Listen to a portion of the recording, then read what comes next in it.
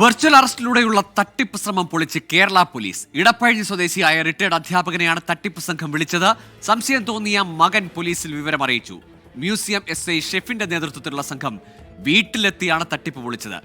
തട്ടിപ്പിന്റെ ശ്രമവും അത് പൊളിച്ച ദൃശ്യങ്ങളും 24 ലഭിച്ചു. Sir, CBI officer. CBI officer is there. Sir.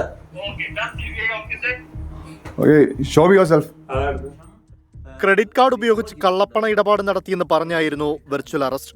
3 മണിക്കൂറോളം തിരുവനന്തപുരം ഇടപ്പഴഞ്ഞി സ്വദേശിയായ റിട്ടയർഡ് അധ്യാപകനെയും കുടുംബത്തെയും തട്ടിപ്പ് സംഘം മുൾമുനയിൽ നിർത്തി. വീട്ടിൽ പോലീസ് സംഘം എത്തുമ്പോഴുള്ള കാഴ്ച ഇങ്ങനെ. പോയിട്ടൊന്നുമില്ല. ക്രെഡിറ്റ് കാർഡ് ഉണ്ട്, അതിൽ 1 ലക്ഷം വിഡ്രോ ചെയ്തിട്ടുണ്ട് എന്ന് പറഞ്ഞു. എൻ്റെ ക്രെഡിറ്റ് കാർഡ് ഇല്ല. അതാണ് പ്രശ്നം. Who are you?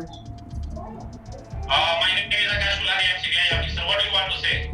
What is the purpose of calling this phone? ജോലി തടസ്സപ്പെടുത്തരുതെന്ന് പറഞ്ഞ് SIയെയും വിരട്ടാൻ ശ്രമം.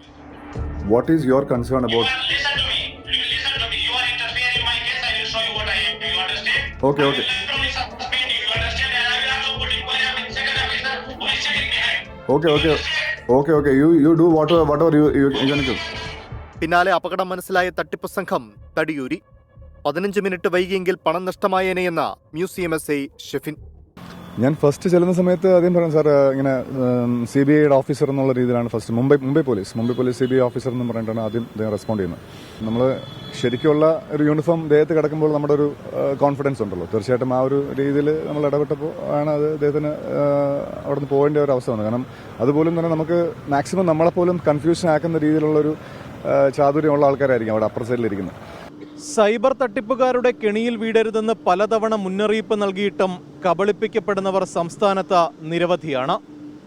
കേരള പോലീസിന്റെ സമയോചിതമായ ഇടപെടൽ കൊണ്ടാണ് റിട്ടയർഡ് അധ്യാപകനിൽ നിന്ന് ലക്ഷങ്ങൾ നഷ്ടമാകാതെ പോയത്.